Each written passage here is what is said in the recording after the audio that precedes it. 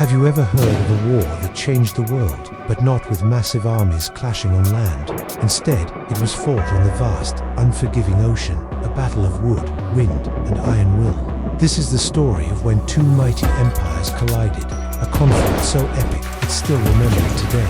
I'm talking about the struggle for naval supremacy between Great Britain and Napoleonic France, culminating in the legendary Battle of Trafalgar. Imagine the early 1800s.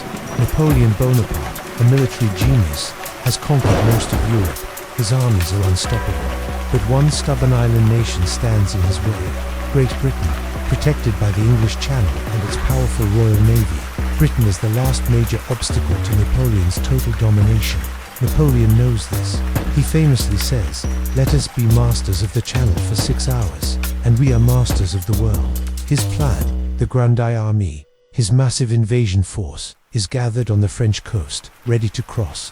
All he needs is that brief window of naval control. To achieve this, he assembles a huge combined fleet of French and Spanish ships. Their mission is complex. They are to break the British blockade, sail to the West Indies, lure the main British fleet away, and then race back to Europe to secure the Channel for the invasion. It's a high-stakes gamble, a strategic dance across thousands of miles of ocean, and the man tasked with stopping them, Admiral Horatio Nelson. Nelson was a true celebrity of his time. He was brilliant, audacious, and utterly dedicated to the Royal Navy. He had already lost an eye and an arm in previous battles, but his fighting spirit was stronger than ever. He understood naval warfare like no one else. While traditional tactics involved fleets lining up and blasting away at each other, Nelson favored a more aggressive, almost chaotic approach, breaking the enemy's line and fighting a close-quarters melee. He believed in annihilating the enemy, not just defeating them. The British sailors under his command were some of the toughest seafarers in the world. Life on a warship was incredibly harsh. Cramped quarters, brutal discipline, and the constant threat of disease or battle. But they were also highly skilled and disciplined. They could fire their cannons 3 times in the time it took the French and Spanish crews to fire twice. This speed, this efficiency, would be a decisive factor. In the autumn of 1805, the stage was set. The combined French and Spanish fleet, under the command of French Admiral Villeneuve, was bottled up in the Spanish port of Cadiz. Villeneuve was a competent sailor, but he was haunted by previous defeats at the hands of the British and deeply feared facing Nelson. He knew his crews were less experienced and his ships were not in the best condition. Napoleon, impatient and furious with the delays, ordered Villeneuve to sail out and fight, no matter what. On October 21, 1805, off Cape Trafalgar, on the southwest coast of Spain, the two fleets finally met. Villeneuve had 33 ships of the line. Nelson had 27. On paper, Nelson was outnumbered, but he had a plan, a stroke of genius he called the Nelson touch. Instead of forming a parallel line of battle, he would divide his fleet into 2 columns and sail them directly at the enemy's line, perpendicular to it. The goal was to smash through their formation, cut it into 3 pieces, and then use superior British gunnery and seamanship to destroy the isolated sections before the rest of the enemy fleet could even react. It was an incredibly risky move. The lead ships of his columns would have to endure the concentrated fire of multiple enemy ships for a long time before they could bring their own guns to bear. It was a strategy that required immense bravery and trust in his captains and crews. As the fleets closed in, Nelson famously hoisted a signal from his flagship, HMS Victory. England expects that every man will do his duty. This simple phrase electrified the fleet, a personal message from their beloved commander that steeled their resolve for the fight ahead. The battle began around noon. Hum's Victory, leading one column, and HMS Royal Sovereign, leading the other, plunged headlong into the Franco-Spanish line. The air filled with the deafening roar of cannons, the splintering of massive wooden hulls, and the screams of men. The sea turned red, the Victory was pummeled, its sails shredded, its masts toppling, but it held its course. It broke through the line right behind the French flagship Puissant and unleashed a devastating broadside that ripped through the ship's stern, dismounting cannons and causing horrific casualties. The battle devolved into a chaotic brawl, just as Nelson had intended. British ships surrounded their French and Spanish counterparts, their faster-firing guns tearing the enemy vessels apart. The superior training of the Royal Navy crews was on full display. They were faster, more accurate, and more relentless. Ship after ship in the combined fleet was captured or destroyed. But the victory came at a terrible price.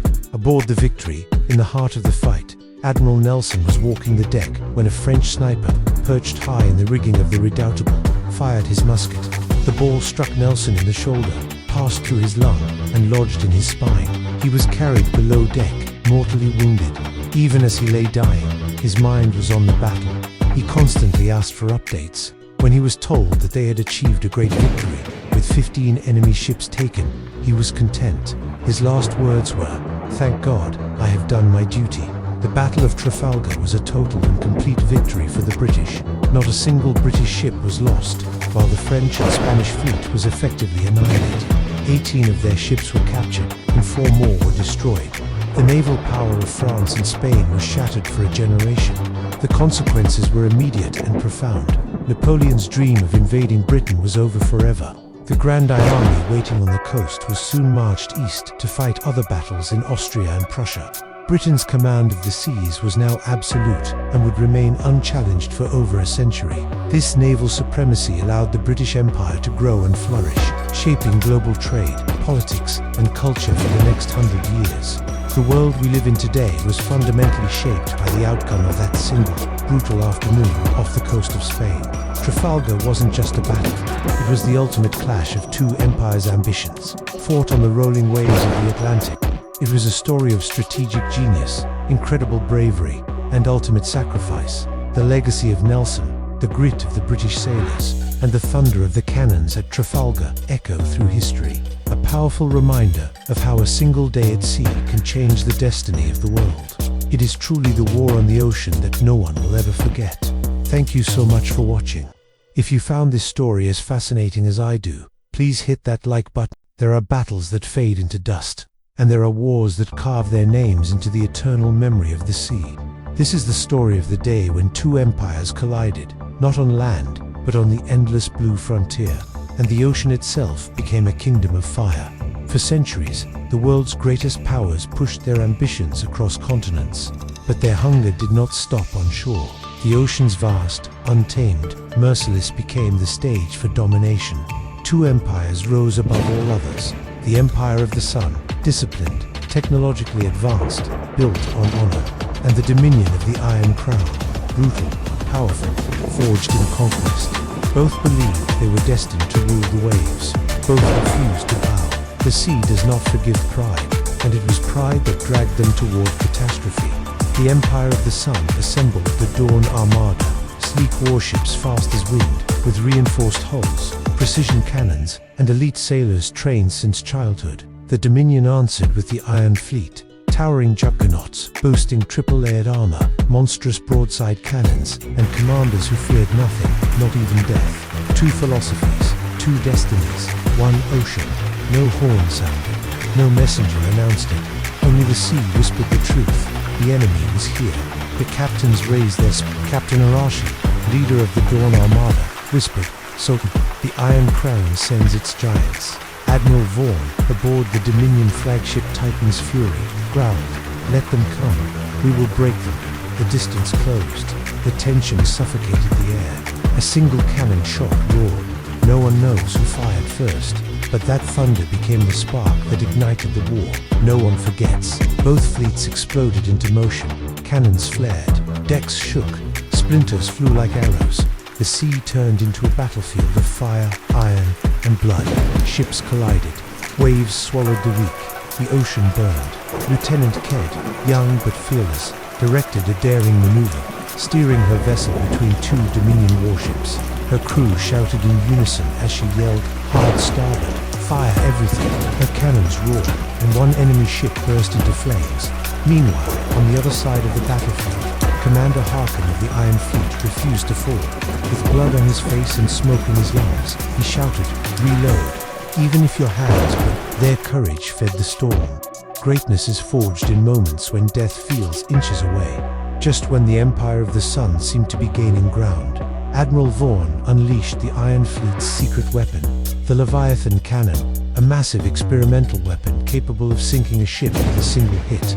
Its first blast tore through the flagship Rising Dawn, splitting the hull in two. The ocean consumed the ship instantly. With a single roar, everything changed. But Captain Arashi refused to surrender. He rallied the remaining ships. "If we fall today, let the world say, they did not die quietly." The battle narrowed to the center of the ocean. Burning wrecks drifted like ghosts. Only the strongest ships remained. Arashi steered his flagship directly toward the Titan's fury, ready to challenge Admiral Vaughn face to face. The two Titans closed in. Cannons roared. The sky darkened with smoke. Arashi shouted, "Board them, end this." Sailors leaped across the gap. Steel clashed. Men roared in defiance. Meanwhile, the Leviathan cannon prepared a final shot. Ked, on a nearly destroyed vessel, loaded her last explosive barrel. "If we miss this, we die," she cried. They fired. The shot hit the Leviathan cannon. A massive explosion tore through the Titan's fury. The Dominion flagship burst into flames. Admiral Vaughn fell to his knees, whispering, "So, this is the cost of pride." The sea fell silent. Smoke drifted across a graveyard of ships. Only a handful survived. The Empire of the Sun had won, but at a price so devastating that victory tasted like ash. Legends say the ocean still remembers that day. Some nights, sailors swear they hear echoes of distant cannons and see shadows of burning ships drifting just below the waves. For when two empires collide upon the ocean, the sea never forgets.